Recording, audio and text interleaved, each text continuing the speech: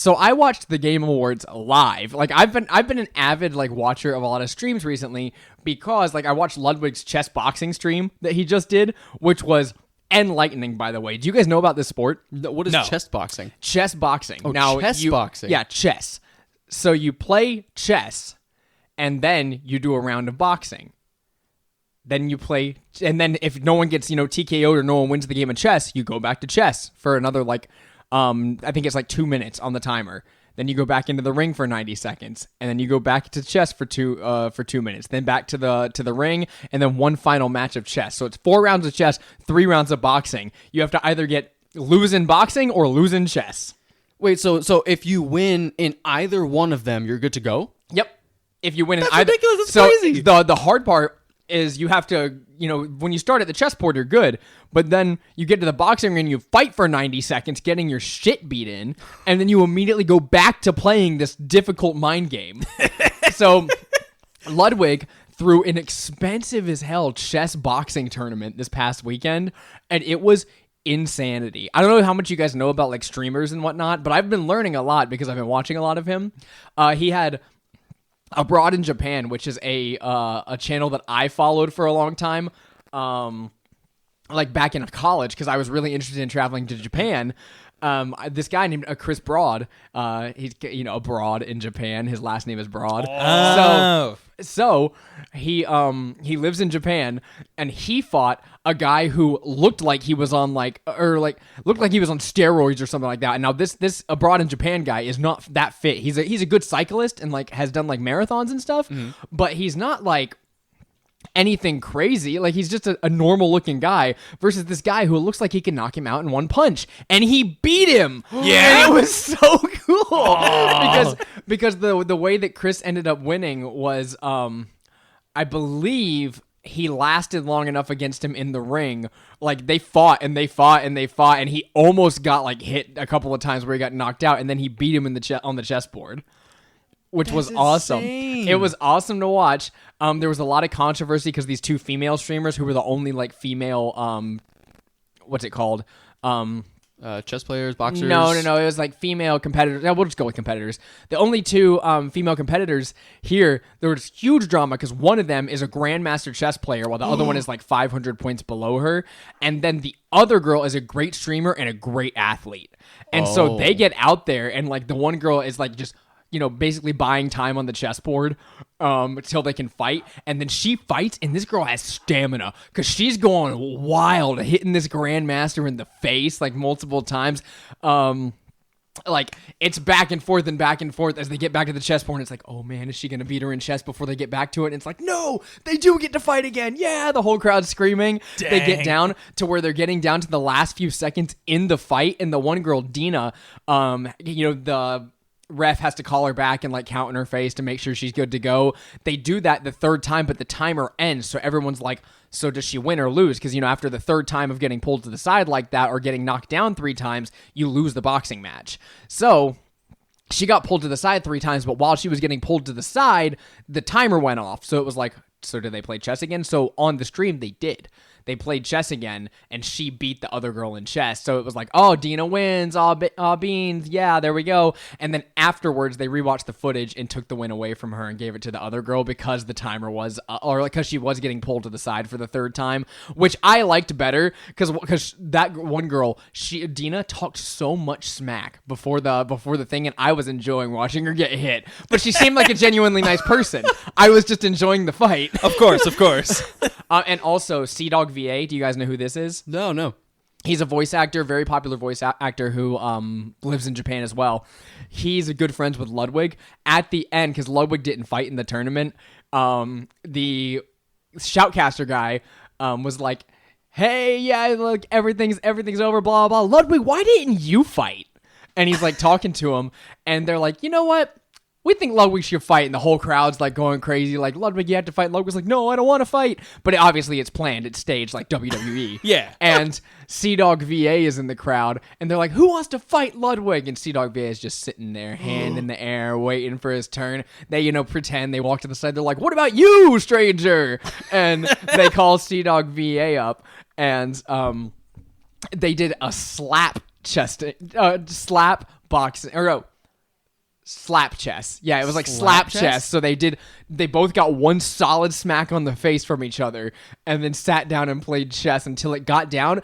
And I kid you guys not, the victory came down to a timeout on the chessboard because both players were so close on chess, and they had specific timers. So whoever ran out of time first or lost chess was whoever lost, and it came down to the millisecond. Both of their timers said 0 almost at the because you have to go back and forth on the timer. Yeah. And they were both making a move and clicking the buzzer as fast as possible until it got down to the milliseconds, and then Sea-Dog VAs runs out just after Ludwig's. And he beats him by literally half a second, like less than a second left on the clock. It was intense, and it was like watching an anime, like watching these two go back and forth. Anyways, that was chess boxing, Ludwig's coolest event he's ever run, and I enjoyed the heck out of it. I'm not good at boxing or chess, but I want to do this now. He posted all the videos on his channel if you want to check it out. It was cool. I'm gonna have to check it out. As of 2 minutes ago, I truly did not believe you that this was a sport because it sounds absolutely. This is a sport outside of Ludwig too. Like, this is a real sport. No, I looked it up while you were talking. I saw that it's a real sport. Anyone listening, this is a real thing. Seth did not make it up, and it sounds terrible. I want to hate it, but I kind of love it though. It seems super awesome. Like, it's the ultimate test of brain versus brawn, but you gotta be both if you want to win at chess boxing. As a person who watched chess boxing live, I feel like real boxing is way cooler because I just wanted to watch them hit each other. Like, the chess games were intense at some points, but like every time the boxing match would end, you'd be like, come on. There were two guys who barely knew how to play chess, and they both just timed themselves out every time. Like, they were hyping up the crowd. Like, he would go to make a move, and he would point at a piece and go, and then he would put his hand up to his ear, and everybody would cheer, and he'd go, yeah. And he would move the piece like forward, and the whole crowd would cheer again. He'd be like, just because he did like a quick, a very like amateur move on the board. And then the other guys started getting into it too, where they just wanted to hit each other. And so it goes back to the other side. And at first, the other guy was taking it seriously, and then he starts doing the same thing. And now they're both just hyping up the crowd for like moving a pawn one space forward.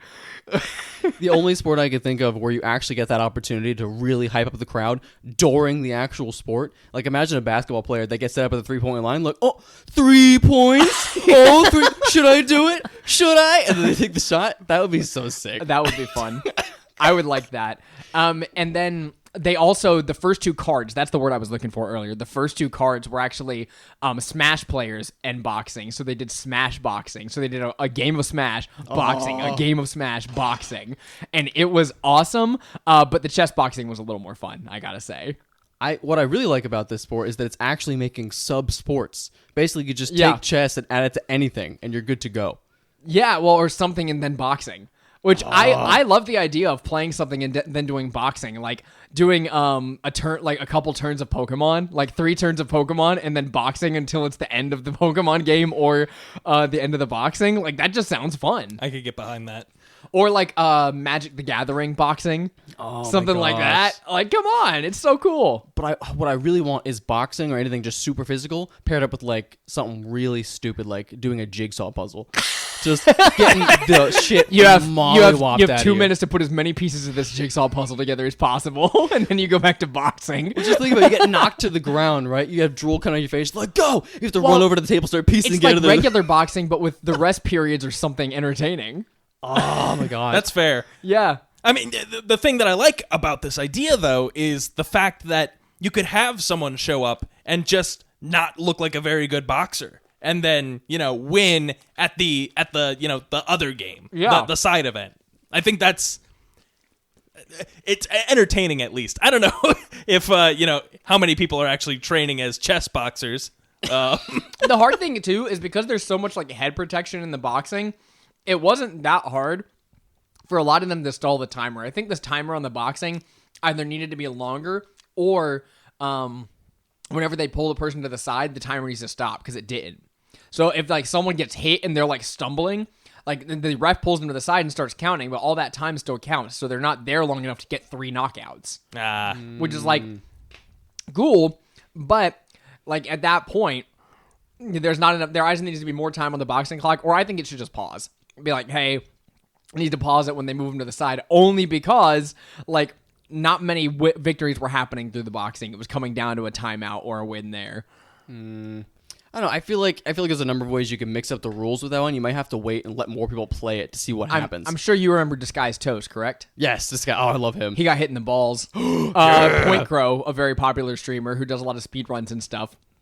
He was going for like 2 solid uppercuts, but Disguised Toast got within his box and he slammed him in the balls twice. It was like a hit, and then like he went just up for it again without even looking and slammed him right in the balls twice. And Disguised Toast falls down to one knee and looked at him. He's like, "What?" Like he's all he looked like he was about to cry. Surely that's not legal. No, it's not. So Point Crow got like a penalty or whatever for it. I actually don't even remember who ended up winning that one, but they were like the main card at the end. It was a cool event, and that, you know, the whole reason that spurred this is because you, before we started recording, Zach, said what happened at the Game Awards, and I think Drew needs to hear this. I did not see the Game Awards, so I don't actually know what happened. I have to know. So the Game Awards was great, first of all. This year, I think, is the best Game Awards we've gotten. You've seen me watch it multiple years in a row, and it's typically been like a couple of announcements that are like, meh, you know, they're okay, and then like 1 or 2 hype things, but it's never been like good. You've always seen me like burn out in the middle, like kind of holding out for something good. Yeah, and you're just like, come on, something good's got to happen. And you know, most of the time I get really bored in these events, but I enjoyed watching almost the entirety of this one, except for, first of all, Al Pacino was there. Really? Al Pacino was at the Game Awards? Did you not see it? No, I didn't watch the Game Awards. Oh my god! So I think they're boring. Christopher Judge. Yeah. So this year actually was a lot less boring because I also have found them boring in years past. I watch every gaming thing that happens. Yeah. So no matter what, I was gonna watch it. But Christopher Judge won Best Voice Actor for Kratos in God of War Ragnarok. Oh. Now Al Pacino introduced Christopher Judge to get on stage. And this isn't me saying anything against Christopher Judge, but he walks up, and now Al Pacino, you know, steps back to the side for a second, and Christopher Judge gives a 10 to 12 minute speech on the stage. My gosh. Now, this show was supposed to be 2.5 hours. It ended up running over to 3 hours because, you know, it's Jeff Keighley always has a lot of sponsors for this. He takes commercial breaks on stream, and it's normally a 3-hour show, and he was like, "It's going to be shorter this year, guys." It wasn't.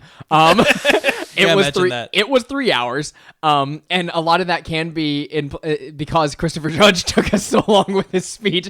And now I was loving the speech for the first like 2 minutes, and then I had to pee, and I got up and left until it was over. And then I was like, okay, cool. And now there's really funny shots of Al Pacino standing behind Christopher Judge waiting for his turn to talk again, and then he just walks off the stage because it was taking too long. Al Pacino's in his 80s. Yeah. And so that man had no clue where he was. Like, he was up there and he was like, yeah, video games, everybody. And everybody's cheering. It's like, yeah, video games. And then he literally at one point is staring at the teleprompter because it's hard to read it. And he goes, sorry, the teleprompter is just kind of far away, so it's hard to read. And he says that on stage. It was very funny. It was nice to see him there.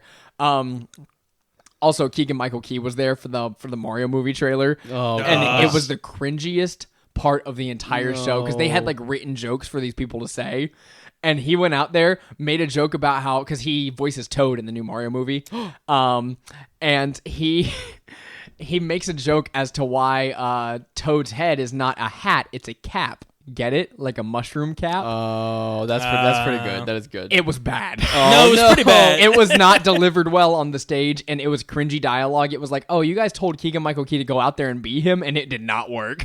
Well, to be fair, I think Toad would be the least entertaining character to have at the Game Awards. So, and before we get to the drama, there were some really cool announcements at the Game Awards. Hades 2 was one of the first things that got dropped, and I almost shit my pants because Supergiant Games is probably my second favorite developer, right behind Insomniac, or I guess maybe third because Sony Santa Monica is really good too. Oh man, and Naughty Dog. But there's a lot of good studios out there. Honestly, I think Supergiant has to be second favorite for me because their games like Bastion, Transistor, and Hades, which I played a lot of Hades last year, and it's one of my favorite games of all time. It might be like third or fourth up there with just best games of all time in my opinion. And they never do sequels. They have said in past games like, hey, we know these games were critically acclaimed, amazing, and we're not going to make second versions because we think the base game is like as it should be. We like to move on to new things. So after Hades, I was like, man, this is just the perfect world. I love it so much. The gameplay is perfect. I want more of this. Can they at least do DLC? Because they've never done DLC either. And I was like, man, I just hope they at least do DLC or something. And so we heard rumors that Supergiant was going to announce something new at the Game Awards, and I was not let down because they put out the coolest animation for Hades 2, where it looks like Zagreus is like daughter or whatever, and it's a totally new storyline, has nothing to do with like the old stuff as it looks, and it's like but it's the same gameplay that like we loved from the first one, and you're playing like a basically like a female Zagreus. We don't know who it is yet, but the whole story, you know, like Percy Jackson, you're going after Kronos. Yeah. You're going after Kronos, baby. Ooh, Nice. That's a good mix-up from Hades, I think. Yeah, so I'm excited about it. It looks awesome, and I think the early access opens up this year, and I might just take part in it and just like do the early access and put in like the beta stuff and everything. I was going to say I'm surprised to hear you say that because I know it's a very repetitive game. Like, you're supposed to beat it as many times as possible to get more story. But to the same extent, the whole thing's about the story. Like you said, it's probably the same kind of gameplay and mechanics. But with an entire new story, like, I'd like to know what happens. It had such amazing gameplay, like the way that it all like looped together. It just felt so good every time to play it. And normally I am a person who like needs a good story. They made a game with an amazing story to where you have to play it over and over again to get the story. Like, there's so many lines of dialogue in that like I don't think I ever heard something repeated. I don't think so. Except for like sometimes when the gods would pop up and they would say like, aha, nice to see you, Zag. And then, you know, they would give you their gift and they would go off. But if you're playing that game so many times in a row, I expect some of the characters have the same dialogue. and they never did. But at the very end, I would always try to walk in at the very end whenever you either died or won at the very end, because it would come up with like a stupid reason of Zagreus fell on some flowers and he had allergies, so he died and he came back. Those are real things. Like, it was like Zagreus ran across like a poisonous flower and died from an allergic reaction. It would say things like that when you would die. This man killed a god 5 minutes ago. That's crazy. He just killed Hades, Lord of the Underworld, 5 minutes ago and died on the surface of an allergy infection. Yeah, you know, well, so for all the audience at home, Zach's the only person who hasn't really engaged with Hades. I want to so bad. I own it twice, but I just haven't gotten around to it. It's worth it, dude. I loved every bit of that game. I still get the urge to go back and play more. It's probably, if not for games like Persona 5 and Mass Effect, I would probably be my game that I would probably just sink tons and tons of hours into. And I think I would like it more than those games as well if those games didn't exist. So, was anything else really cool announced beyond Hades 2? There were some other cool things there. I'll pull up the list really quick. There were, let's see. To be honest, Hades 2 was the only thing I had really heard about, as Yeah. no one around me really watches the Game Awards beyond you guys, and I hadn't talked to you since then. So I really hadn't heard a whole lot about it, but people were pretty hyped about Hades 2. Yeah, and you know, just to touch base on this again, I did watch the new Mario movie trailer. Usually I don't watch movie trailers. Was it not great? Here's my thing. Okay, so yes, it looks really good. Yes, I love all the things about it, but really, if it weren't for just that one scene with Luigi, Charlie Day Luigi, oh my God, that's the best casting that I could have possibly imagined for Luigi. Like, no offense, Charles Martinet, but I want Charlie Day Luigi, and I want him all the time. So, From Software, makers of Dark Souls and Elden Ring, did announce. So before they made a game series on older consoles called Armored Core. Okay. This is a mech-based shooter game where you are like, you know, flying around as a mech and, you know, shoot. It's cool. It's a mech game. Okay. And it was always, you know, kind of just bare bones in that way, but it was pretty cool. You know, mech games are a lot more about the customization too and making your cool mech rather than just the gameplay portion. It's also about, you know, everything before the gameplay. So they announced Armored Core 6, and we know nothing about it except for the Armored Core 6 is coming. It looked pretty cool. I mean, just like all based on the trailer, and I'm just excited to see what this studio makes, because I think they're going to bring in a ton of people who just don't really play games like this because they're From Software. Well, yeah, and so word on the street about Armored Core 6 is they're bringing in elements from, they didn't say explicitly which games, but they said their recent action titles. Dodge rolls and probably similar like combat mechanics, I would assume, but there's definitely going to be like shooting mechanics and different abilities and stuff. Yeah, so I'm definitely I'm keeping an eye on it. Armored Core was never like, you know, something that I was super interested in, and I love From Software, but you know, it's been a long time overdue, and honestly, I love From Software for their ability to make exactly the thing that no one wanted. Exactly. and then everybody starts to love it. Yeah, I mean, that was always their thing, right? Demon Souls. Exactly. No one played Demon Souls, and no one really liked Dark Souls initially. It just randomly caught on overnight as like that game that you dare your friends to play because it's so fucking hard. No, that's a terrible reason to play. I'll run through a couple of our other announcements because we don't have a lot of details on a lot of these, but Ken Levine, creator of BioShock, announced Judas, which is a more like sci-fi version of BioShock, guns and abilities. It looked very similar to other BioShock games. Death Stranding 2, the craziest announcement we could have gotten. Now, Death Stranding is made by Hideo Kojima, who made all the Metal Gear games.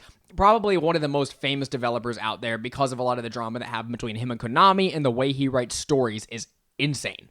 Like, his stories seem like they make no sense up front, and then you start diving in, and you're like, oh man, this man's a genius. So Death Stranding 2, also he titled it DS2 instead of Death Stranding 2, so it's like weird because that's definitely got to have some meaning in his games. Like he literally told the audience when he was on stage, hey, make sure you dive into that trailer. There's a lot of secrets in it, basically. Well, maybe the reason he called it DS was because it's a DS exclusive. We got Cyberpunk news for their DLC that's coming out, and Idris Elba is going to be playing a character in that, which is kind of cool. Star Wars Jedi Survivor, the sequel to Jedi Fallen Order, got shown a bunch of stuff. Cool. Diablo 4, Street Fighter 6, Suicide Squad, new trailer for that. The Mario Brothers thing I thought was really good. I loved it. Perfect casting. Bowser being Jack Black is also perfect. Yeah. Honestly, that whole trailer was perfect. Anya Taylor-Joy as Peach is amazing. Yeah. Everything's perfect except for one thing. I wonder what that thing could be. Well, yeah, and it's not controversial at all what that one thing could be. It's really not. Chris Pratt's a bad Mario. Oh. I mean, he's not a bad Mario. He's just not a good Mario. Well, I will say it remains to be seen. I think Chris Pratt, you throw him in anything, Lego Movie, whatever, like he's that generic white guy face that you can, you place it on anything and you're like, if you're white like us, then you're like, oh, I relate to you.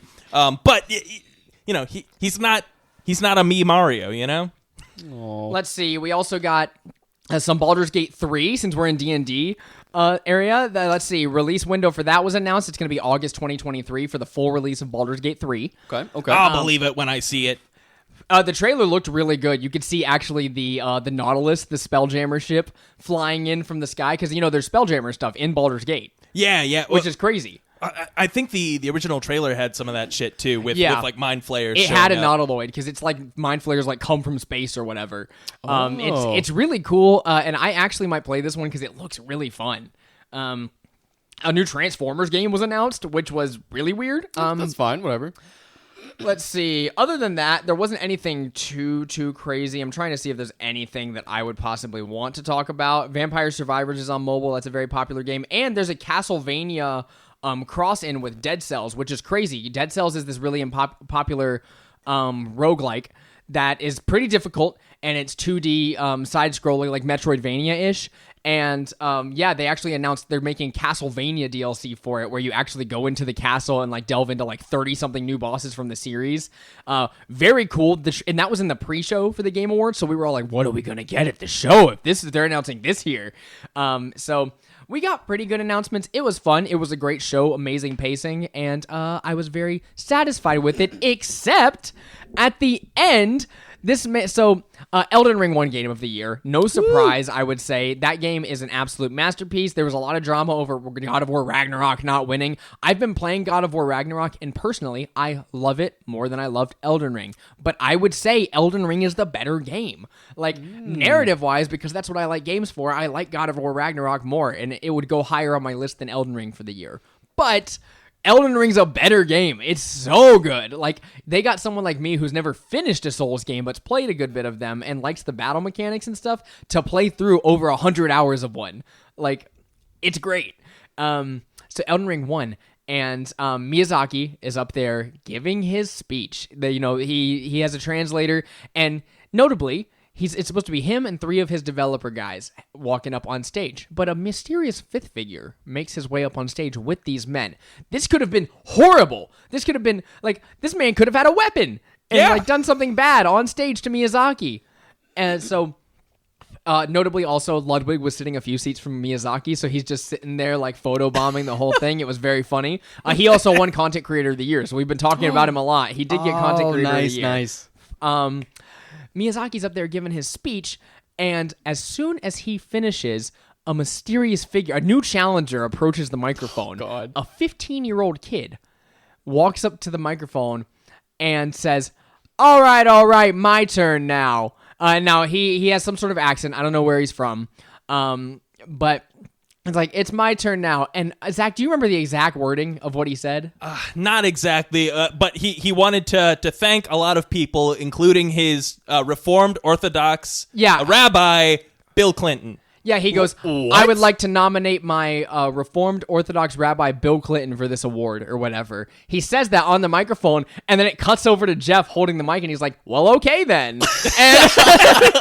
And then, meanwhile, this kid just... his confidence, right? Because no one's like, looking at him weird. He walks up, he pats one of the guys on the back. Yeah, he's basically like introducing the guys to the stage. He walks up right behind them and pats the developers on the back and walks up on stage with them. And he's dressed very similar. Like you can see though in the footage, he's like checking the cameras to see if he's in frame, and he kind of like slowly makes his way in the frame over and over again. And then he got notably taken out by security. You could see security approaching while he was talking, and then you hear on the mic like you got to go, or like you're coming with, or whatever.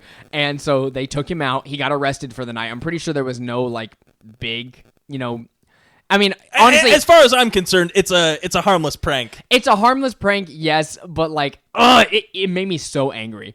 Because to no end, because the people I was watching at the time, the Kind of Funny guys, were like, well, that sucks. It just sucks for guys like Miyazaki who worked hard on that. And, they finally get up there, they get to say their stuff, and, some kid just interrupts. I was like, I want him to go to jail forever. Forever.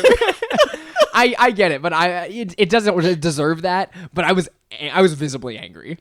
Yeah, I'll say as someone who just doesn't have a lot of reverence for the Game Awards, I'm like, that's really funny, and I'm sure Miyazaki wasn't very bothered by it. He didn't understand it. He barely speaks English. Yeah, I mean, exactly, right? He made an awesome game. He was recognized for it. And, I mean, typically he doesn't even make, conference appearances either. So, yeah. I mean, I don't know. I don't know what was going on through his mind or how he feels about the situation, but I think it's kind of funny. Yeah, well, in my books, that man was a villain. Speaking of villains, welcome to this episode of Table Talk Friday, where we have not talked about this yet, but we have a patron now, guys. We are officially in the market. We're making money on this show. We're being paid to do it now. This is our full-time job. We're getting paid to do it. Good Old Gamer has come on as a producer, and we are going to be announcing him on the show. You too can be announced on the show if you head over to patreon.com/tabletalkfriday now and, line yourself up with a nice new spot as a producer on the show. Thank you, Good Old Gamer, and we will be shouting you out for the future. This week, though, we are talking about villains we've encountered, villains we think about when it comes to D&D, and just our experience with them overall. So, Zach, this was your topic idea, so I assume you've got something to talk about. Yeah, absolutely. So, solid. When you think about villains in D&D, really, I wanted an excuse to talk about our current campaign, which, big shocker there, Table Talk Friday talking about their current campaign again. Who would have guessed? But as any good D&D player would. Yeah, of course. But what we're currently dealing with is what Seth has titled The Descent into Nessus, where we plan and will succeed to kill Asmodeus, or Asmodeus, however you want to say it. I say Asmodeus. So our main campaign villain is Asmodeus, and it just got me thinking, well, how do you pick, when you're setting up your D&D campaign? Because I know, Seth, you didn't pick Asmodeus. I knew when starting this campaign was that Zariel was the villain.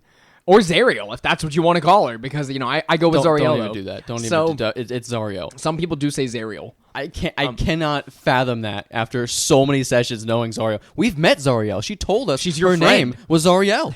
I'm not gonna lie. I always pronounced it Zariel. It's just everyone started saying Zariel, and I switched. I think it sounds cooler. I agree. I'm 100% on the Zariel train, but I read it and said, "Oh, that says Zariel." Yeah. So I went into the campaign knowing, Zariel is the enemy. Turns out after 40-something sessions, you guys made friends with her, and nobody likes Asmodeus. So, we're moving on to the second leg of the campaign. I knew this was going to be a 1-20 or a 3-20. I knew this was going to be a level 20 campaign when we started because we said beforehand we want to go all the way. And so we were like, let's go all the way to level 20. In the future, we'll probably do a 1-20. Hopefully with 1 D&D, maybe we'll do a 1-20 because it'll be like, hey, we really want to start at 1 and go all the way to 20, but I just find level 1 boring. So we didn't do it this time. But we're going all the way to level 20, and who better to pick than the absolute just lord of the 9 hells? This is history that hasn't been changed in a long time. There's a lot of stuff to go into when it comes to the 9 hells, and a lot of stuff we haven't gotten in years as far as revised versions of these. So it gave me room to be a lot of very creative with each of the layers. It lets me use supplements for third-party villains as well for the archdevils that are there. And it lets me give you guys insanely powerful allies to help out with this scenario because I want you guys to be insanely powerful like demigods basically, but also I want you to have gods on your side with it only because Asmodeus is an unfathomable thing to fight. If you hear about the things that Asmodeus does or the things you guys have seen him do, turning a planetar basically into an archdevil and making her all powerful to where she's a campaign boss, he has powers and stuff like that. He's got insane manipulation. Can you imagine if he tries to go into one of your minds? Zariel couldn't fight against it. Can you? So Oswin cannot. I'll tell you right now. It's going to be a problem. Yeah, thinking about that kind of stuff, this man is insanely manipulative. He has basically an infinite hit point pool. How are you going to combat him? That's the fun part for me is hey, I want to throw something in front of you guys that's this man hates us and is bothering us with basically his chump change. We're going to take him down. And it's interesting because the tides have turned so much at this point and you guys have made allies to where it's oh man, this is kind of feasible now. It's kind of crazy to hear about this right now because we have never met Asmodeus, right?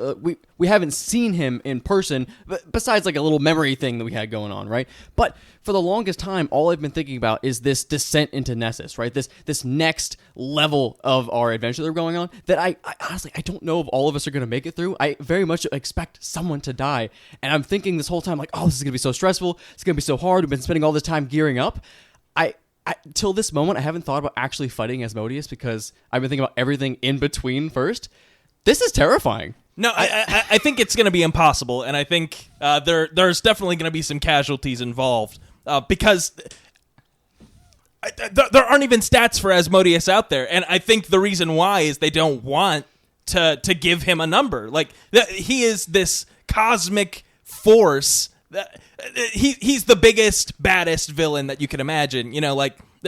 It's no stretch to say. I mean, he's just Satan. Satan from the Bible. That's Asmodeus in D&D. So really, I feel like you couldn't have picked if you tried a bigger, scarier villain for us to be fighting. That is how I wanted this campaign to feel too. This was our hell campaign, right? Let's end with fighting Asmodeus.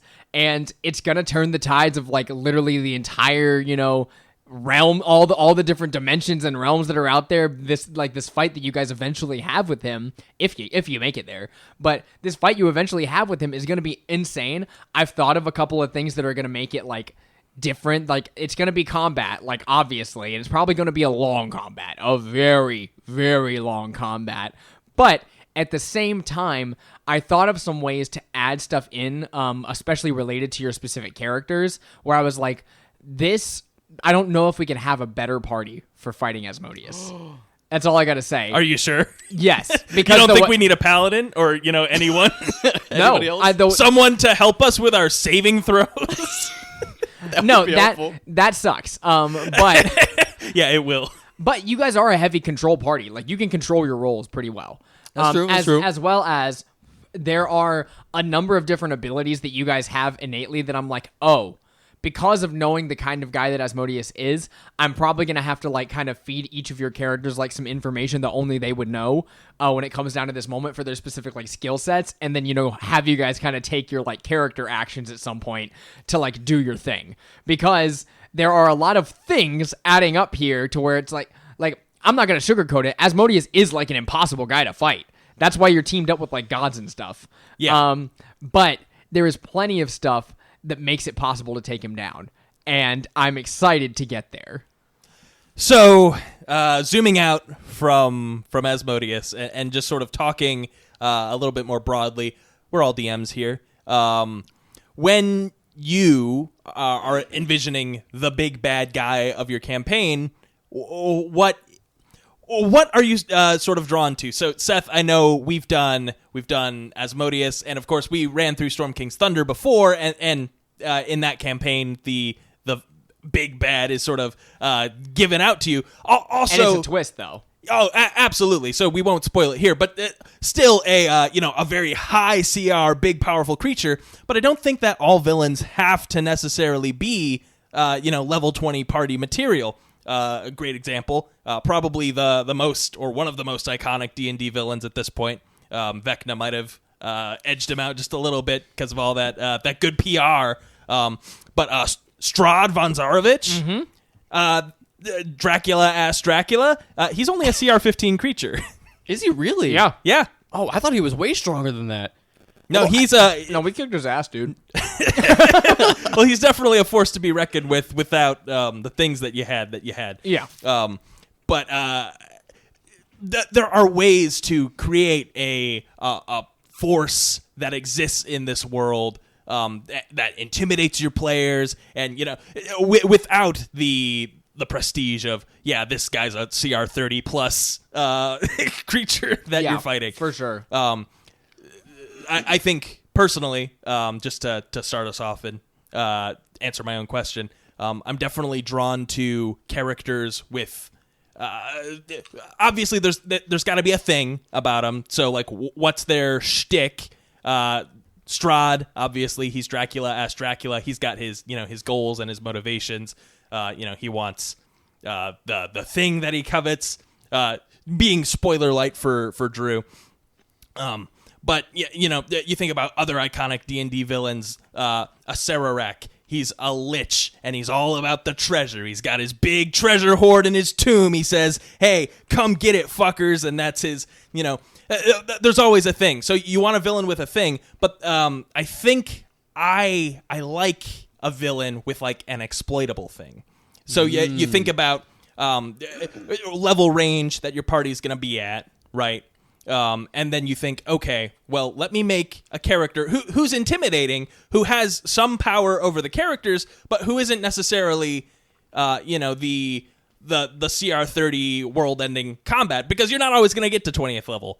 So how can I take this idea of, all right, well, obviously he's a vampire, so spoiler alert, Drew, he is weak to sunlight and all the things that vampires are weak to. So how do we... And clerics.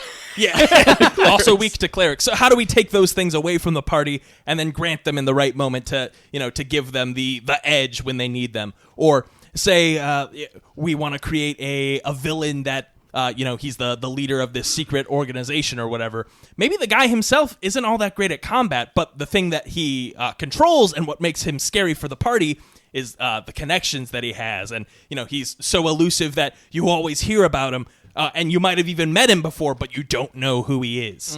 Things like that. Mahadi. Exactly. Mahadi. Oh, A Rakshasa who, wears a million faces and you never know when you're talking to him or, Mahadi whoever. has been one of my favorite villains to run so far because he's weaker than you guys. Like, that's not a secret. Yeah, significantly. But... because he holds so much prestige in Avernus, he's always got his lackeys behind him, But if you ever caught this man by himself, he'd be dead in an instant. That's the problem. He has too many minions, though. I don't like it. Because he's like a big bluff is what he is. He's getting all in our face like, oh, I could steal your friends. I could do all this stuff. There's nothing you could do. But as soon as they're gone, dude, we can 1v1 him. Like, remember last time you guys fought him, he had all those stick sprayers and stuff around. The first time you guys fought him, he summoned up a couple of enemies for you guys to fight and then fled. And then this past time, you guys kind of fled from him because he had such an army with him. But, like, again, you guys did a number on him pretty quickly. Like, he could have died there very well if you had all focused fire the entire time, but also then you would have been, kind of screwed and Keely would have died. Yeah. But it would have been possible to kill him right there, like, if you just focused fire on him. So... I want to, based off just the things he says and the way he gets in our face. I just want to gets in your steamroll him face, so bad. He's cocky, he's confident. He captured your friend and didn't even like do his mission with him. He just kept him like just to taunt you. Like, yeah, he's a cool villain to have because it's like, again, you guys are level 15. You can kill him easy. Yeah, so maybe a desirable trait of a villain is their slipperiness, because you definitely want to know about a villain for a significant period of time, or you want your players to, so that they can grow to hate him. And boy, I don't know any character that I want to kill more than Mahadi, because he always, there's always something that lets him get away. It's the circumstances that we find him. Oh, he teleports away. Okay, fine. This time he was in disguise, or he was too powerful at the time, but we met him before and we know he's an asshole. There's that element of it where if you want to have like a hard-hitting villain, you definitely want them to show up more times than just the end, which we've seen in all of our favorite villains, Asmodeus included, showing up in the different forms that he has, and also learning his whole backstory, way before we even considered him our problem. Yeah.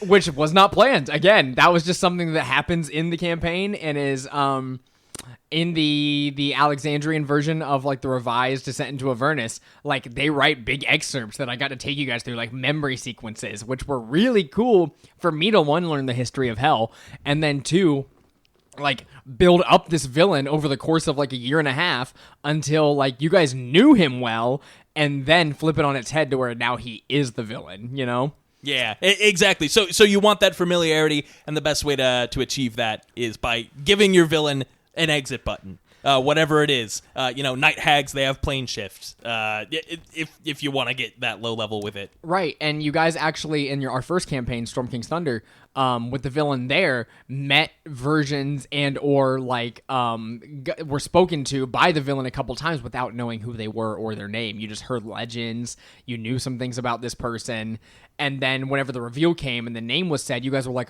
"Oh, and they're in this room." That was a big moment where it was like, oh my gosh, really?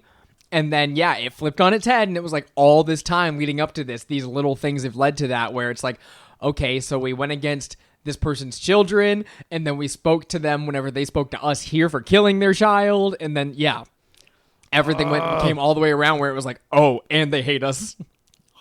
See, I kind of like that hidden quality, though, where, we did kind of meet Imrith beforehand, like the big, or yeah, we'll say that. We did meet the big bad at some point. Well, and that wasn't official stuff either. Normally, you don't meet the villain, like you don't meet her until then. Perfect. Okay, until the moment it gets revealed. So it came to a point where we did meet her, and that's insane. That moment of fear and almost hopelessness of she's literally right in front of us, not knowing necessarily where a villain is or what they're capable of right off the bat is absolutely terrifying. I feel similar with Asmodeus right now because I don't know what he could, like, obviously we've heard the lore, but I've never seen him do anything, right? It's horrible to hear, but I don't know. And I guess going on, like a really good example, not a D&D villain, but it makes me think Gus Fring, right? You know Gus Fring from Breaking Bad, right? You know who he is, but you don't know who he is.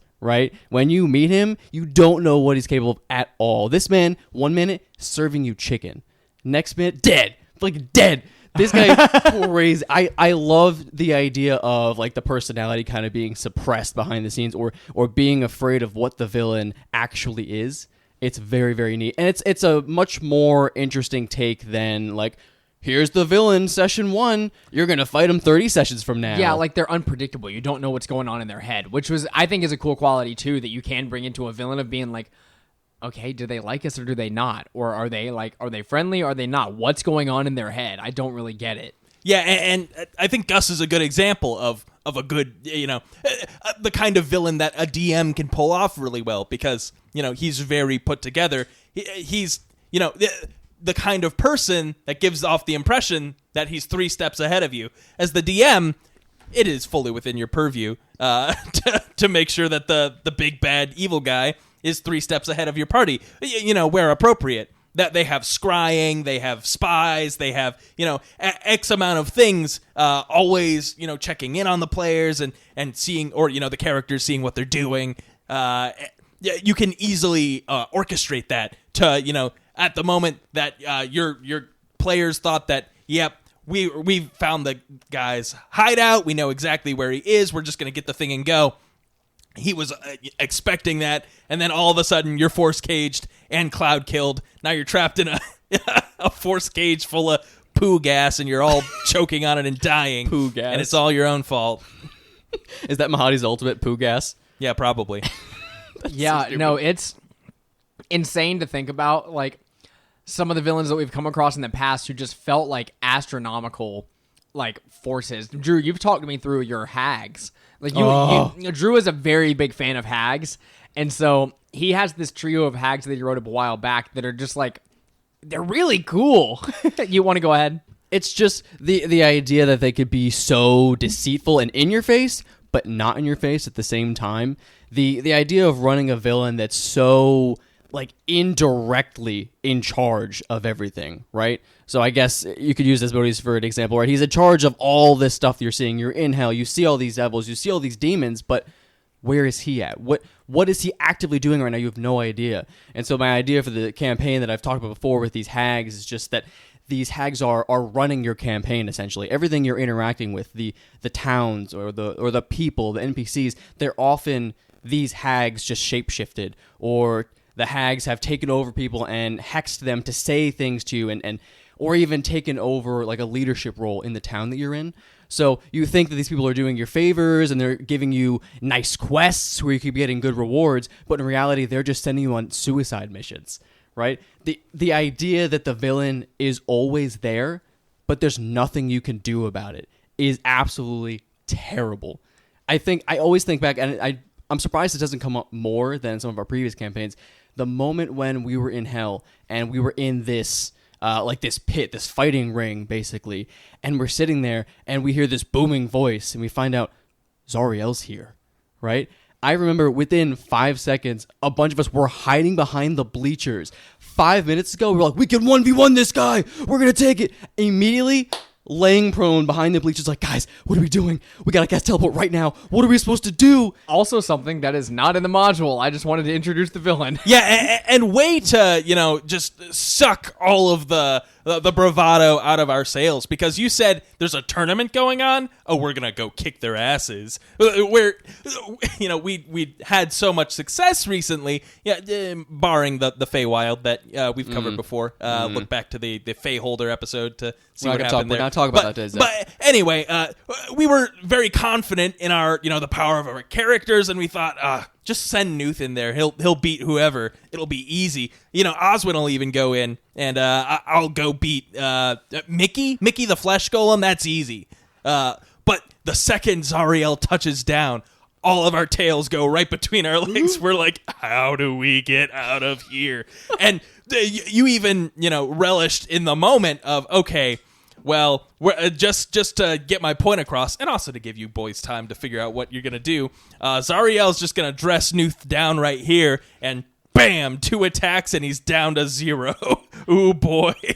And Nuth is not any ordinary character. This is essentially the mascot leader of our party at this point. This Rune Knight fighter bugbear monstrosity. He once manually hung a man with his arms, right? Yeah. This man is an entire monster. He's a class on his own. This man is a class, right?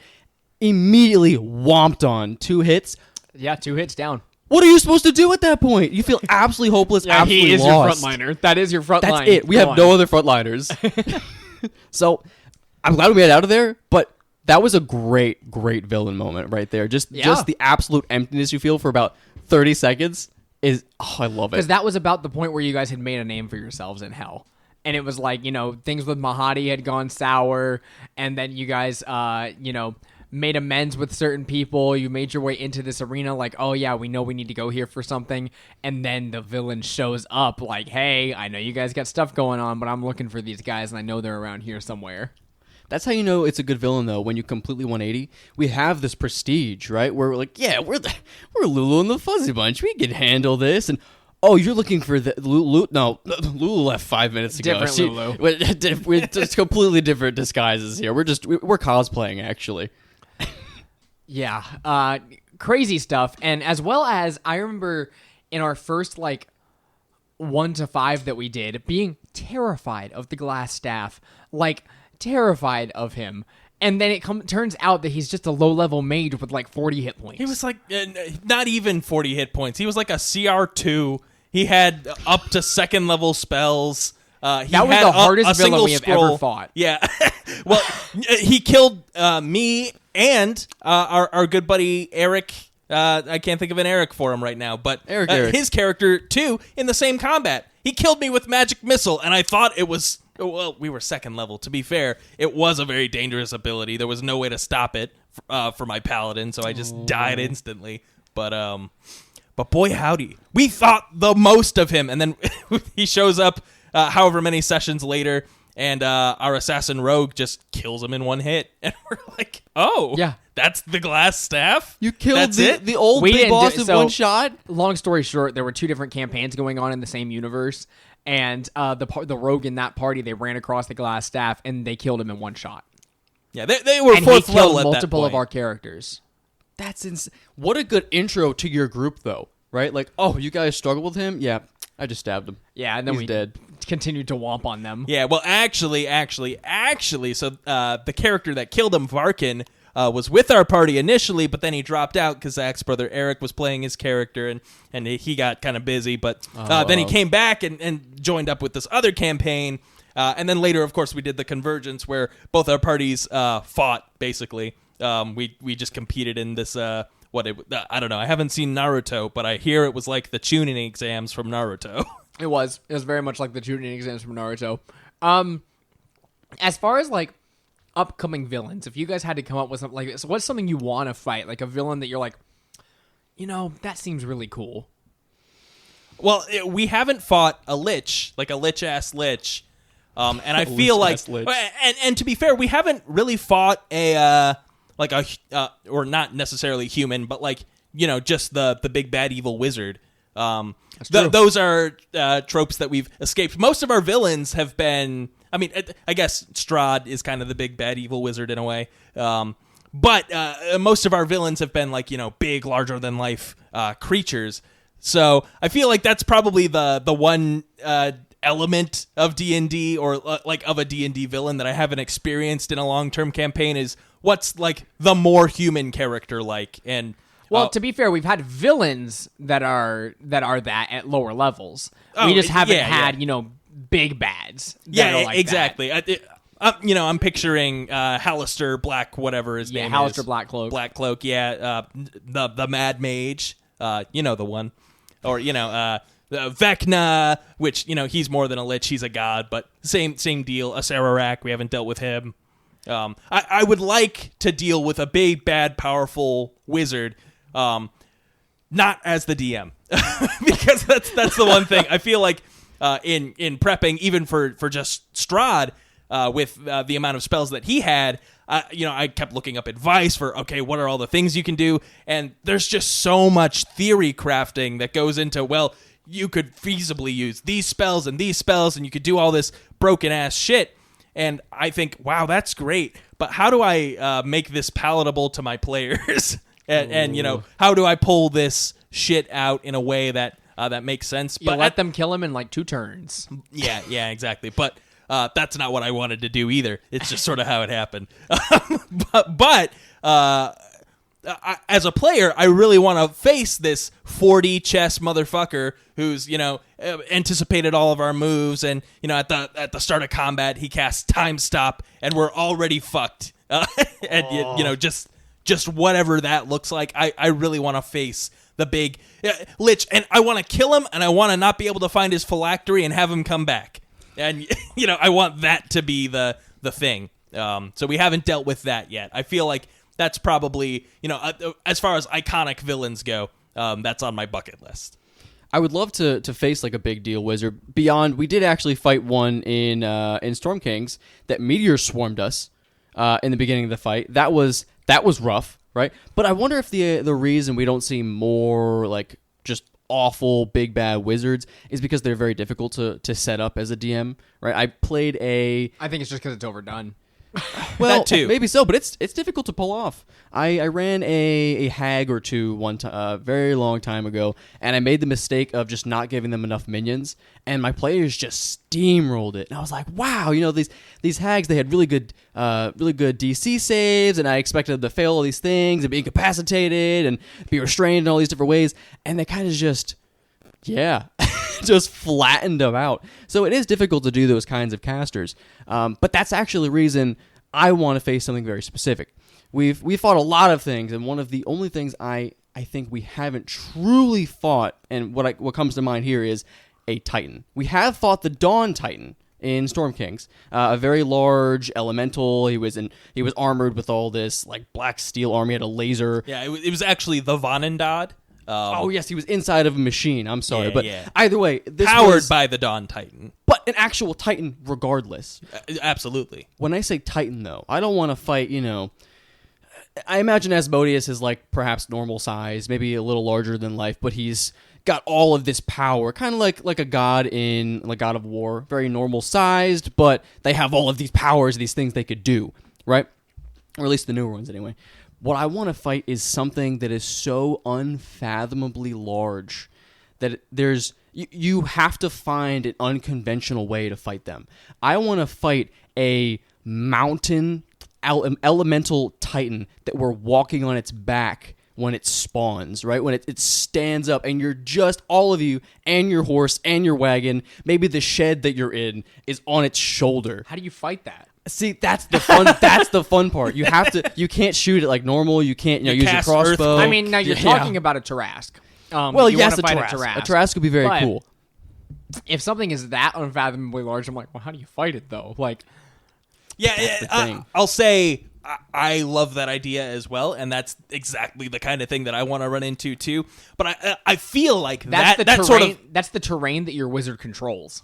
or exactly. Ooh. Like that's the tool. Like Exactly, these yeah. big ass monsters, like the Astral Dreadnought. What a cool fucking monster! But ultimately, it's like this big. I don't know how smart they are, but for the purpose of this argument, the big mindless thing for some evil power to control.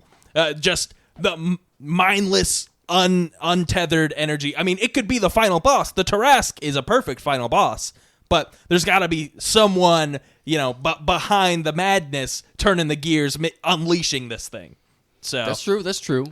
So what? That's what makes villains like Asmodeus, for instance. I'm sure he is human sized, but he could get huge if he wants to. Or a Kraken, where they're both intelligent. Or ancient dragon, Tiamat. Pick your poison. These huge ass creatures with intelligence. Now that's really something. But at the same time, I agree. I really want that imagery of the shadow of the Colossus. That thing is fucking huge. How do we fight it? Yeah, I want to fight. I want you guys to fight something like that too. Not only that, I actually have this thing in my head that I've been wanting to do for a long time. We just haven't had a chance to do this moment, where like you're in like a city or something like that, like a city. We'll go with this. You're in Waterdeep, hanging out, just doing your thing. And all of a sudden, you hear a loud, like, crash from somewhere off in the distance. You look off towards the northeast, and the entire northeast section of the wall has come down. What's happening? Some gigantic evil thing is just chaotically evil, like, walking into the city, ready to take everything down. You have to save people in the city, you have to stop this thing, and you have to prevent as many casualties as possible along the way. That, not that exactly, but that almost exactly is how I wanted to open my fully homebrew campaign. Really? Yeah, I was gonna start you guys in like a small fishing village, and cyclopses were going to come out of the ocean because It's actually Cyclops Eye. Yeah, well, I like water-based cyclops because that's how they are in Greek mythology. I wanted them to come out of the water.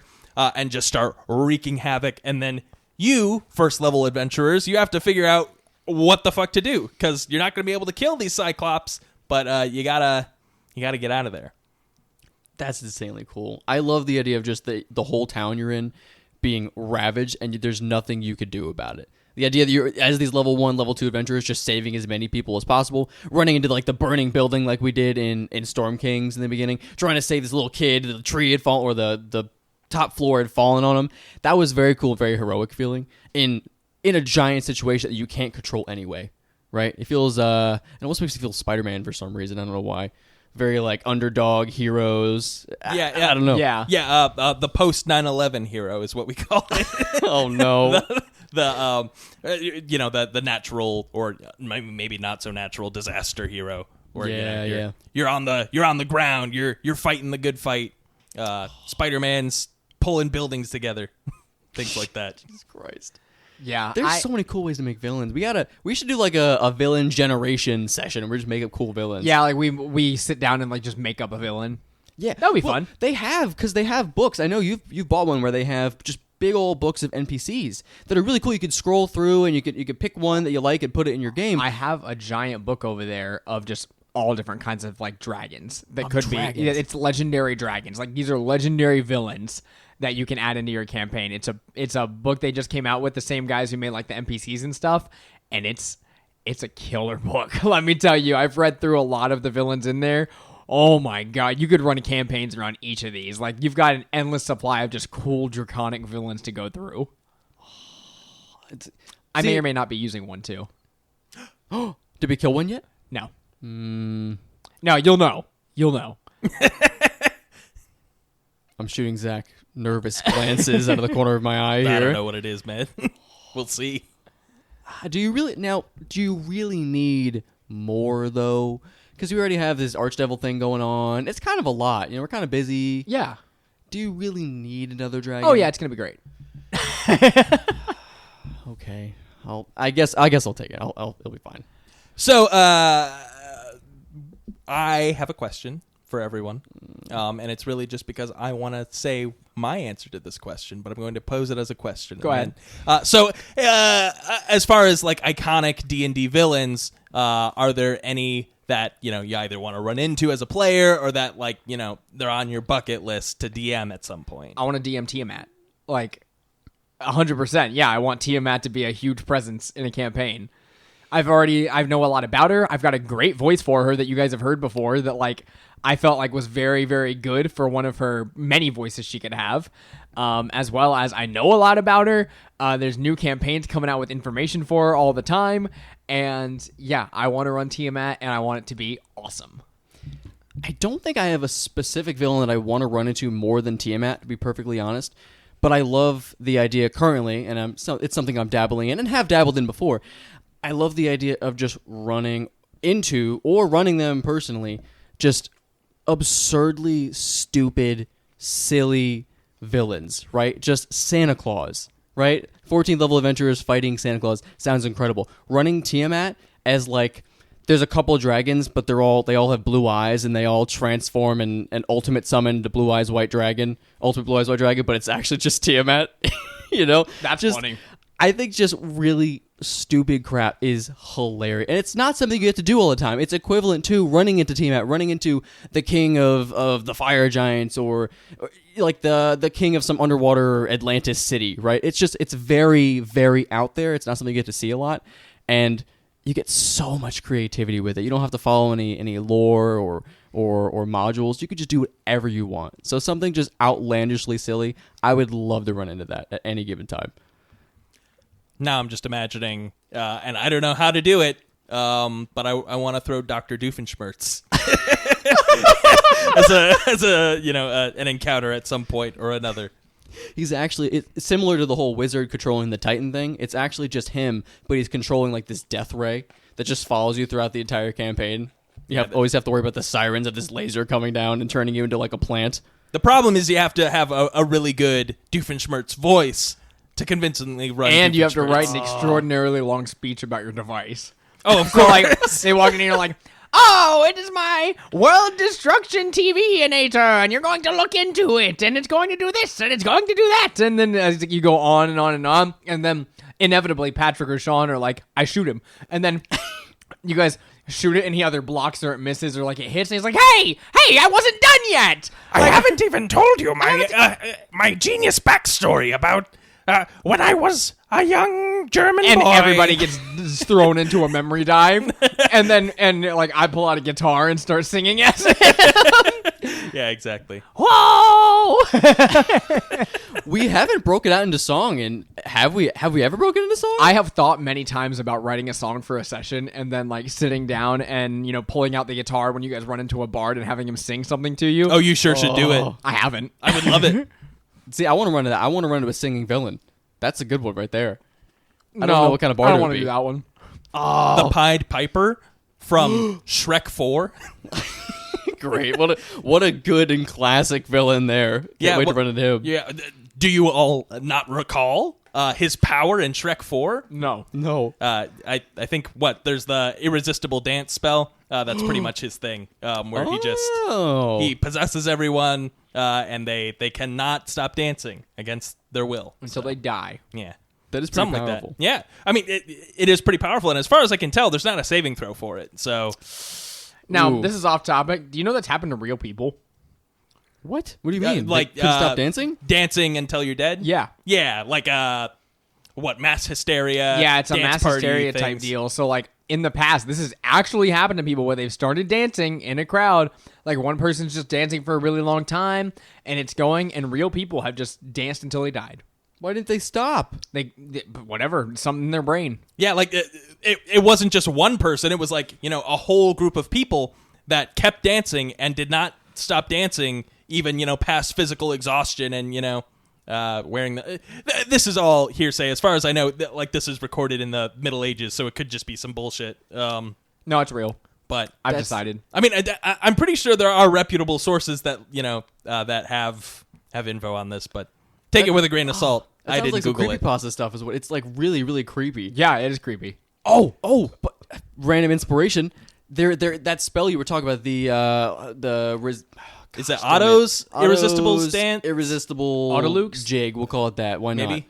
But I love the idea of a group of wizards that are performing like unethical experiments as they do, and all of them just save up their spell slots and for like a week just make someone keep dancing. That would be crazy. They That's start just- taking exhaustion points. You're just thinking about the Russian sleep experiment creepypasta. Yeah, that's what I'm thinking of. Oh, that's so creepy. Oh, Be a good situation to throw into D&D. Slender Man, I'm sure you could Slender Man your D&D, but I think his time's come and gone. My villain that I want to run, just to get back to that question, was Lord Soth from Dragonlance. Yeah. The Death Knight.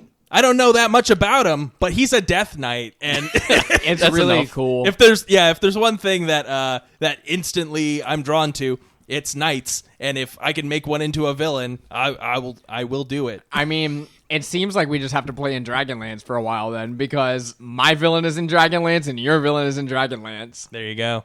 I do want to try it out. I've heard very, very little about it, but I think it has come out at this point. Yeah, it's out. Ooh. I'm gonna have to snag it for Christmas then. Maybe a little Santa present. Yeah, the thing is like there is a campaign in it as well, so just don't read the campaign because I kind of want to run it at some point because it's about Tiamat. So what I'll do is I'll look up online where is the campaign section and I'll tear that out of the book and I'll The only campaign read is the rest called of it. Shadow of the Dragon Queen, so that's not a spoiler, idiots. Aren't there two separate books? Maybe. No. No, it's just Dragonlance. It's Dragonlance Shadow of the Dragon Queen. Okay. Yeah, so it's a campaign based around that run in Dragonlance with, obviously more information on Dragonlance in it, but I assume it's going to be kind of like Spelljammer where it's a lot of it is just like bare bones stuff for Dragonlance and one storyline in that area where it's not like fully fleshed out. Because I know it's a story not told in previous Dragonlance stuff, so it doesn't have a ton to do with the exact this. We're dealing with like a third party here where dragons are coming back in the middle of this big war. So you're not dealing with the two big parties basically in the war. You're dealing with the faction and then this third party coming in and being like, oh shit, what's happening? So I don't know. I definitely want to run something like it at some point, and Tiamat as a villain sounds awesome, and I want to do it. Agreed. I think that sounds really awesome, but in that case, I probably won't be picking up the book. But I will pilfer the features online because I want to know about those. I've seen the feats floating around, so I'll look into those then. I've heard they're pretty powerful. We'll have to wait. Yeah, they made them like setting specific though, where it's like, hey, you should use these feats in this setting specifically, which is exciting. It's exciting to get the opportunity to use something that strong. Yeah. I do hear a lot about the. We're not reviewing Dragonlance, but I've been hearing a lot about war and like politics and kind of stuff. I do on top of the idea of fighting something so colossusly large, right? This Titan, this Tarrasque, whatever it may be. I do love the idea of fighting just an incredible amount of enemies, like an actual army, like so many swarms. Maybe you have to break up into like units, and they have unit health, and they get this many attacks. Or like there's 5 different combats going on at once, with you guys each being the lead of a platoon. Yeah, you have to control them and command. Cool. That's pretty. I honestly don't know how I would start running it. I think there are mechanics in some of the books on how to run like large scale warfare. Oh, I know what I would do. Really? I would take each of these like little books, that the third party books I have, and set up a scene for each of you and be like, boom, boom, boom, boom, 4 different scenes. I would give you each like a couple of allies to have along with you in their stat blocks. And then each of we would each have spots on there, your stuff on the field. And I would have you be commanders for these guys. And then I would put different enemies on each board. Yeah, and then you just roll initiative for everyone at the same time. So we're doing all the battles Exactly. at the same time. Simultaneously. Yeah. That was my favorite thing that I pulled as a DM, is when we did that in Curse of Strahd near the end, where you guys were fighting in the church, or I don't think you were actually running up to do the other thing. Yeah. But simultaneous initiative for that. Yeah. Other note. Oh yeah. One of the other big things on my D&D bucket list. I know we're running long on the episode. But one of the other things on the bucket list is I really, really want to have a political intrigue like arc. I don't necessarily want it to be a whole campaign. I want it to be like a few levels you go through though, where it is you guys dealing with opposing sides, kind of getting word from both of them, dealing with some corruption somewhere in between, getting in some fights here and there, kind of solving the mystery, and then kind of dealing with the political thing. And I already know how I'm gonna do it. It's already decided, and it will be in our next campaign. Our next campaign. Our next campaign. You see, I was going to say Eberron would be a perfect candidate for that. Nope, it's going to be in the next campaign. Okay. Because it fits better. All right. Well, I trust you completely. Yep. We're talking space politics, boys? Yeah, if there's anything I loved about Star Wars, it was the space politics. That went over well in the prequels. Yeah. But it'll be fun in D&D because we're actively participating. In Star Wars, it's like, oh, I'm 6. Yeah, exactly. Anyways, thank you guys so much for listening to this episode of Table Talk Friday, a D&D podcast. Remember, you can, first of all, special shout out to our producer, Good Old Gamer. Thank you so much for being there. Remember, you can join our patrons at patreon.com/TableTalkFriday, but you can also find us at youtube.com@TableTalkFriday, TikTok @TableTalkFriday, and many other places at Table Talk Friday. Twitter. What a joke, am I right? Anyways, with that, can I have the space politician take me out? Oh, I see you are you're ready for the next campaign season. Well, I'll just let you know that Excelsior to the moon and back. I'll fight for you, Venus. Venus, the planet Venus. I'll fight for Venus rights. And that'll be that's my platform. It's on Venus. I have a platform flying over Venus, but I'm also basing my campaign about the rights of Venus. I love Venus. Also, my name's Jerry. I'm Jerry the politician. I'm Jerry Space. Jerry Space. The Jerry the Space politician. Have a good night. Table Talk Friday, right? That's the name of your show? All right. Have a good night. Jerry Space, the space politician. I also like how 90% of your characters start with, oh! I bet if we go back and listen. I have to decide the tone of, what's the voice I'm going to do. Oh! oh, it's this voice today. Yeah, it's very funny. I was Yeah. like, the outro is always like, oh. Yep. Yeah. I want you to know, now that we are going into Spelljammer in the future, I expect Space Jerry to be... He's Space gotta Jerry the be- politician. He's got to be a canon character. Even if he's just like a mayor of one of the local towns or like planets or something, he's got to be in there. Have I'm you so heard about the stoked. problems in Venus? They're very bad, and that's my platform. So he's Jerry the space politician, but like his name on his birth certificate is Jerry Space Politician. So like space, and yeah, it's just a space, and so he calls himself Jerry Space Politician. This sounds like some high quality first level quests right here. Oh yeah, This guy's like, oh yes, I need you to come do this, but we're actually just getting like posters. I think you passed guys out are around gonna town. you guys are gonna puke going from the end of Avernus to like maybe a week or two break to the first session of Spelljammer because some wacky shit is gonna happen in session 1. Are we starting at first level? Maybe. We'll see. I think third level probably. Yeah, I think I third like level. third I think level. third level is more appropriate for this campaign. So we'll start at third level with your characters. Obviously, we know that one character is going to be grounded, so from the material plane, and then the rest of you, I expect to be kind of like a Guardians of the Galaxy troop. This is gonna be good. I don't think we still haven't decided, or No one's really talked about anything. Yeah. We did play that one session of Spelljammer Academy. We know what Drew's playing Oh, so yeah, excited. Yeah, Drew, you're forced to be Gordo. He was because so good. he was so good that he has to stay. I did not expect people to take a liking to him. I was like, I guess I'll just be a paladin because paladins are kind of lame, right? And then I just loved the race so much. That's all I'm gonna do. Yeah, as long as you're a plasmoid, I don't care what class you are. It's so fun. But to be real though, that's why I want to see all the other races now. Is because I had so much fun with the plasmoid. I can't wait to see what people do with the like all the other ones. I think know? you or Chase would make a sick plasmoid monk or something. Oh, it'd be so Plasmoid monk is the cool. coolest. Like morphing your body into punches and stuff. Yeah. Well, now I'm just imagining, like, you take whatever shape you need, right? So you just grow 6 arms and for your flurry of blows like a JoJo. What is it called? The astral self monk. That would work actually extraordinarily well with that one, I think. Yeah, it's not astral. It's goo. You're the gooey self monk. The goo monk. You go for an attack for your flurry of blows and you spin you take your arms and spin them and they start going around your body quickly like a helicopter and then you hit them 4 times in a row. Oh, it'd be so sick. Yeah, like that episode of SpongeBob where SpongeBob and Patrick start spinning around real fast. Yeah. And then, I'd have to check, but I think they do get some sort of grappling advantage because they're ooze, So I actually love the idea that someone wants to play just a enchanted mimic, A smothering but they're monk. just a reflex. Oh, that's actually Yeah, very like dark. you're a monk that like grapples onto people and just smothers them with your goo. That's long death monk right there. That's dark. That's real dark. I like that. it's a long death for them, but a short Oh, death and the reason they got in into the long death is because they study the human body because they don't have one. That's pretty sick, actually. Like That's they pretty sick. study humanoid bodies because they take the shape of it. They are so interested in it.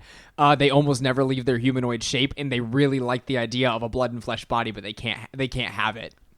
There's so many cool things you could do. Yeah. I want to play more Plat. Can we play additional space race people before we actually get into Spelljammer to try some new stuff? No, we don't have time for that. But also, there will be Spelljammer races present after, but I don't think Plasmoids will be one of them. No. Sadly, like they just don't make sense in a lot of settings. So it's like this is your chance to play a Plasmoid.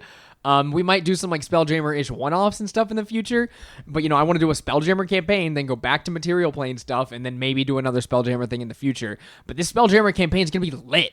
Like we're taking the best Spelljammer campaign from second edition. We're doing the one we got now, which is pretty good, and then we're doing something in between that I've planned out that I'm excited to do.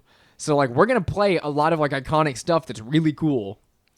I feel like we need more time in between these campaigns because we're going from fighting this godlike not godlike, god Asmodeus, right, at level 20 to space shenanigans. So I need a little time to decompress.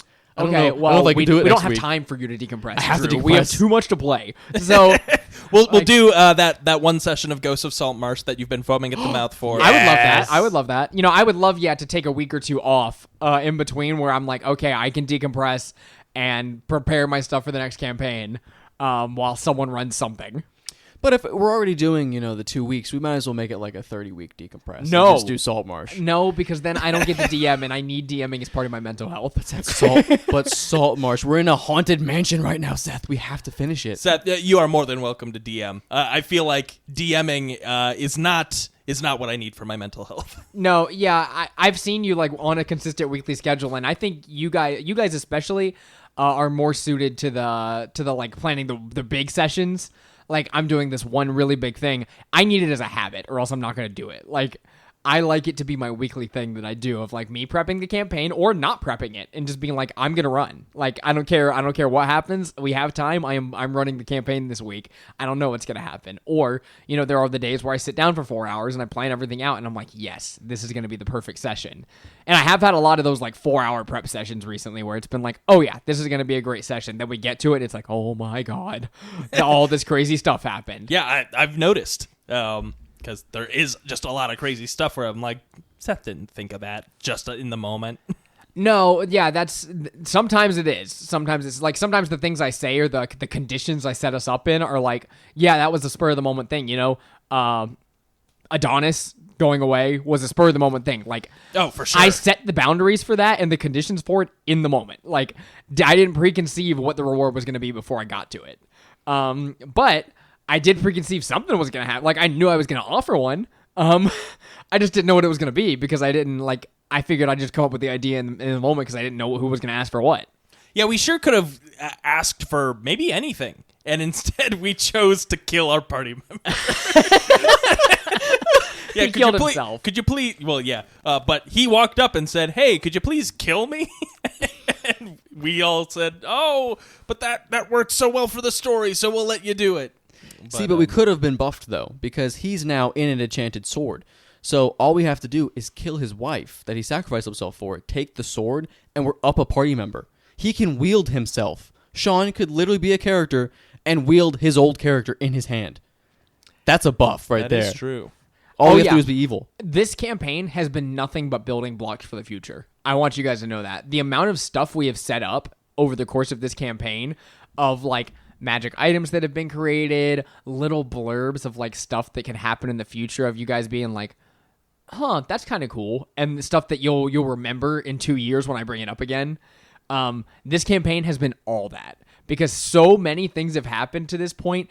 Creatures, like people and creatures you've interacted with that might have just been a one-time thing, but they will come back up again because they're in my head. Like this, much more than Storm King's Thunder, which had a lot of iconic characters for us.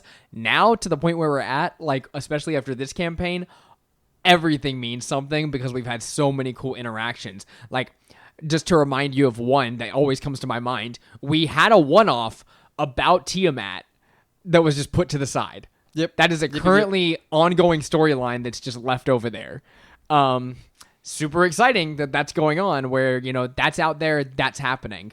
We've had character interactions that didn't come around so far later. You guys finally, with an NPC that was so mysterious earlier in the campaign, finally understand what I was leading to in that moment.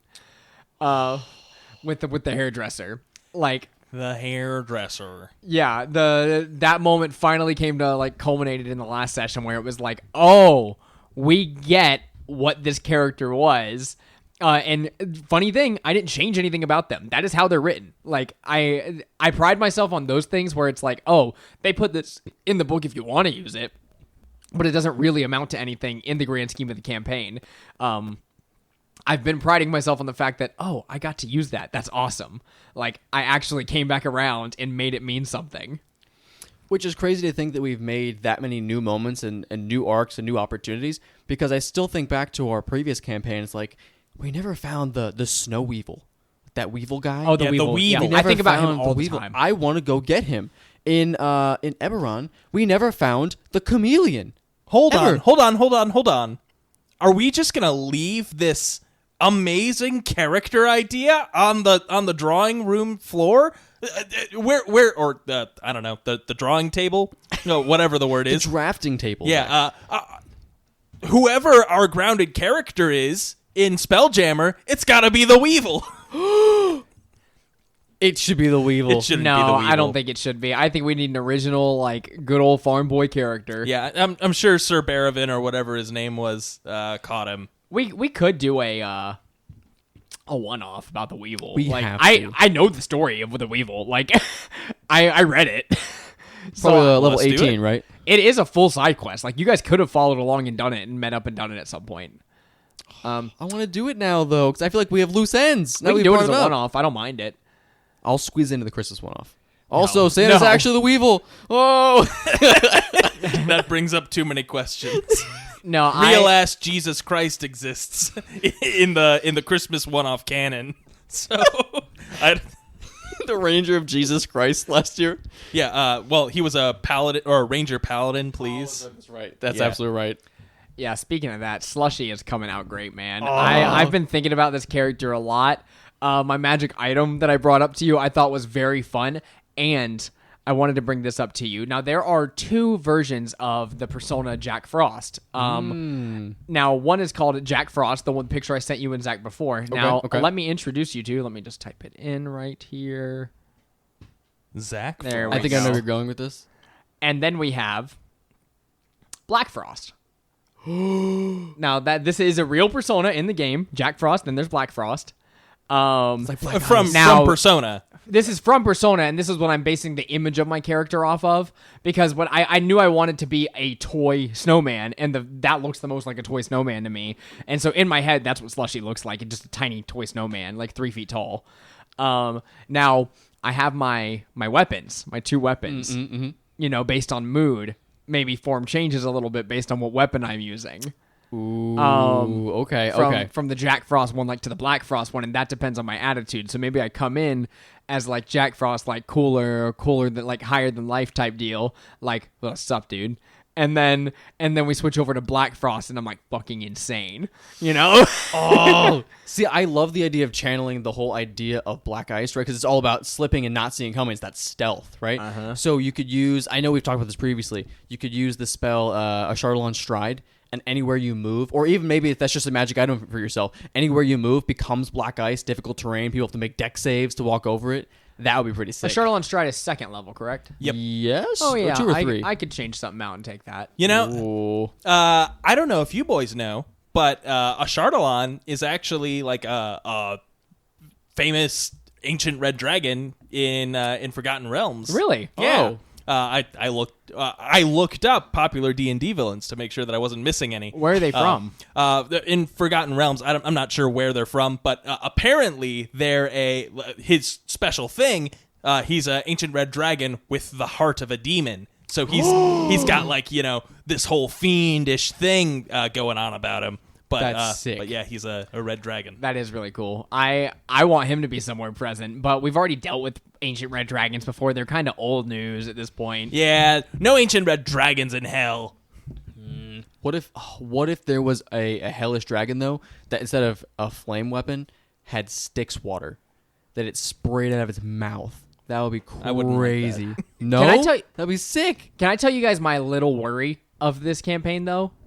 Okay. So a little worry I have is like, I guess maybe it's like a form of imposter syndrome or something, but I feel like, with the modules we get, we usually still get villains. Yeah, they're villains, but they're like small potatoes villains. Like they don't always, the structure of the world is never changed by the villains we get in the modules, right?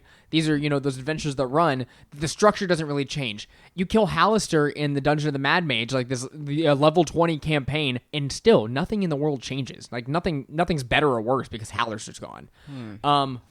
So that's a lot of the structure we get. Emrith in our last campaign. You killed Emrith, and yeah, you may have We restore the ordning. We return things to peace, but ultimately, there were other adventurers. Someone else could have done it. The world has faced bigger and worse threats all the time. The structure of the world didn't change at all. Waterdeep was still there. Neverwinter's still there. The only things that really changed were a friendship with the giants was formed, which was nice, and a couple of towns got destroyed by the giants because they were rampaging. Like that was really all that changed. And we're dealing with a campaign right now where, quite literally, like things will have to change at this point. Now, And I've never dealt with like a larger than life villain like that, and I'm always scared that like things will get too convoluted in the story. You know, like whenever you get too far into making something like a story or something like that, or writing, things inevitably start to intersect and get convoluted, and there's too much to think about. There's too many things going on. There's too many loose ends, and it just doesn't work. You know, that's happened with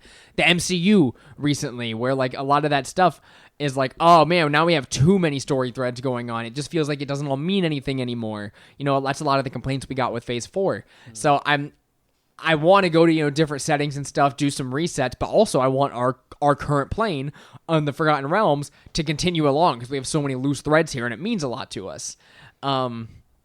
So what I'm trying to say is if I do Asmodeus and we kill him, you know, if you guys, let's say you guys succeed, you might not, and this doesn't matter at all, but if you do end up killing Asmodeus, then like now the structure of that has changed, and now anything that's said about Asmodeus in the future, if a campaign comes out with Asmodeus present, we can't use him because he's gone. So tell me this, because I don't know. When devils are killed, they return to the Nine Hells and are reborn in the River Styx. If we kill Asmodeus, is he coming back, or It depends. okay? Well, So- that answered my question. So, yeah. Let's say Asmodeus dies, and now he's not the Lord of the Nine Hells anymore. Okay, the structure's been hurt. We don't really know what's going to happen with him. You know, I run Tiamat, and you guys, you know, inevitably you got to assume that you kill Tiamat, right? I imagine so. Yeah. Probably. If I was to run Tiamat, so, well, now what? Like, or do you just drive back Tiamat? Do I have to make it that anticlimactic where you don't actually kill the villain? Like, where you just drive the villain back and it's like, aha, we've won. Till next time. Well, you know, there is often that element, which, you know, I do think it's sort of unsatisfying, but with all of these iconic villains, there's always like a little clause in there that they come back. I mean, you think about like Ganon from The Legend of Zelda, he always comes back. It's the same thing with you know, Tiamat. In End of Tyranny of Dragons, I don't think you even kill Tiamat. You just, you know, banish her back to hell to, you know, await another attempt by the Cult of the Dragon to, you know, bring her back to the Right, material and you already plane. know where Tiamat is in hell. Yeah, Like, you guys have been there. Or you know, there's Strahd, for instance. You kill him, it's in the book that, yeah, after like or you know, long enough time has passed, he will return and, you know, and rise again. There's just like these weird. Same with Halaster Blackcloak. He has basically a permanent reincarnate spell on his dungeon. Huh. So that way, you know, if he's killed in there after a certain amount of time, he comes back in the Undermountain. Yeah, I assume a Sararak probably has something similar. So it's cool to have these villains, but at the same time, you know, what do we do? Do we, you know, press on with the ramifications of, oh, this guy's dead, or, you know, do they rise again eventually, or what's the deal with that? I think it's narratively cool if they rise again, like, far in the future. Like, if we were doing this campaign stuff for, like, 40, 50 years, and one of them comes back, but inevitably, I want your victories to mean something, and I want your losses to mean something. Yeah. So, like, if your character dies and they're not coming back, yeah, you might be able to go visit them on their specific foothill in the afterlife, but at the same time, they're not coming back with you. Like, they're here because they're dead. So yeah, I would just like for things to mean something. I always hate it when I'm watching an anime or an MCU movie or something and they kill someone off, and then inevitably, because plot or whatever, they bring them back right away. Like, I always hate that. Like, it makes me so angry because I'm like, no, I nearly cried when this person died. Don't bring them back like that and just discount it. I don't think it necessarily ruins everything by them coming back, because they're extremely powerful deities or beings, whatever they may be. But if they don't come back, it still changes everything, because if in our last campaign where we restored the Ordning, you know, the idea that now the culture has changed around us defeating this villain, right? The entire world has shifted, right? And it's not just necessarily that, but also within our characters too.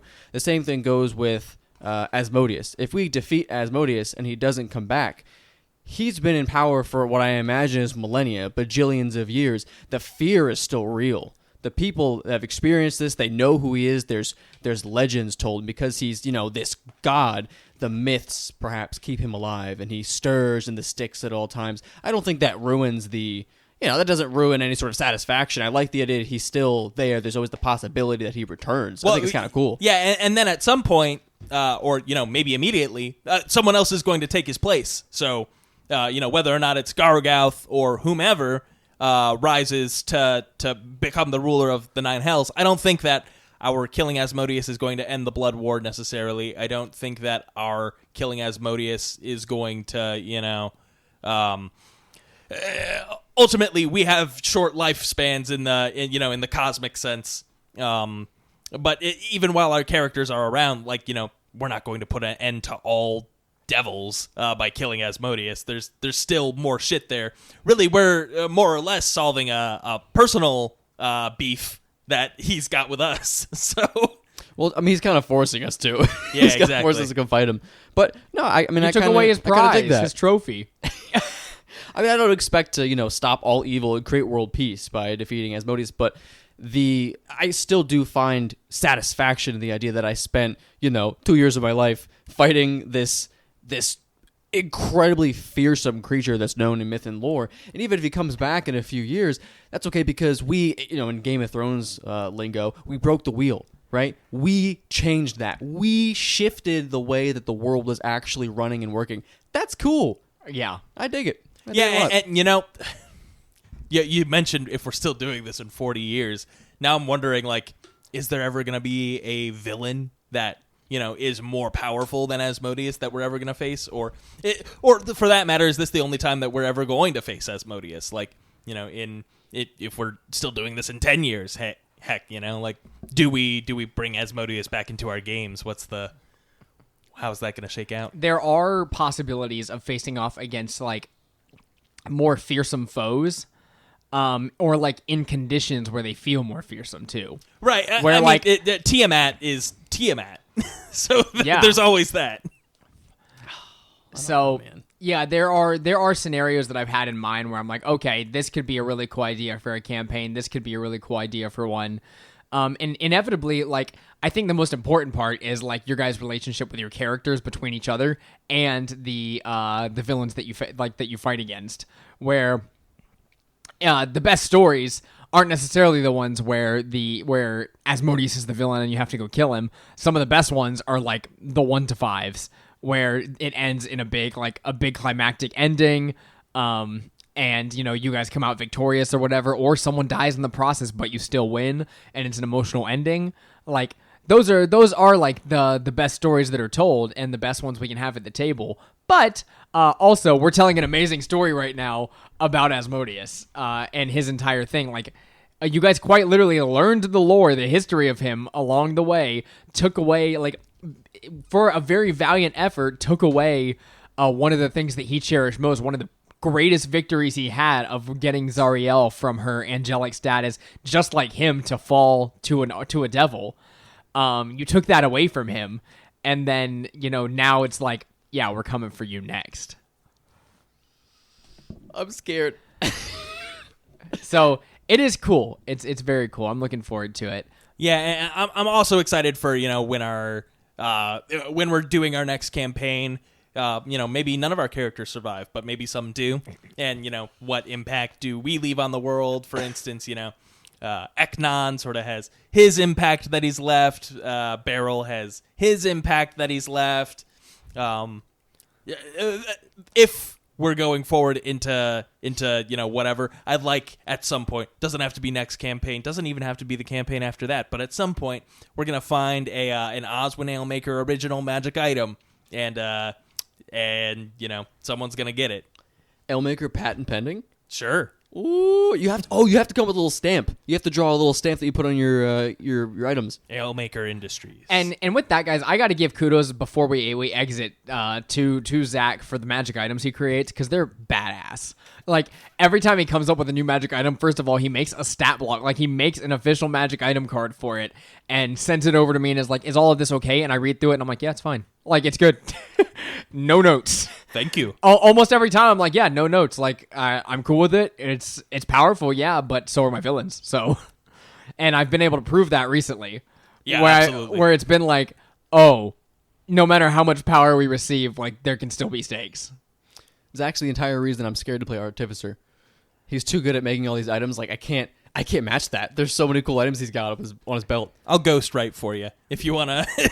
Yeah, you shoot him ideas and he'll write them. Yeah. So you'll actually be the Artificer. I'll just mooch off of you the whole time. I'd take it as a compliment.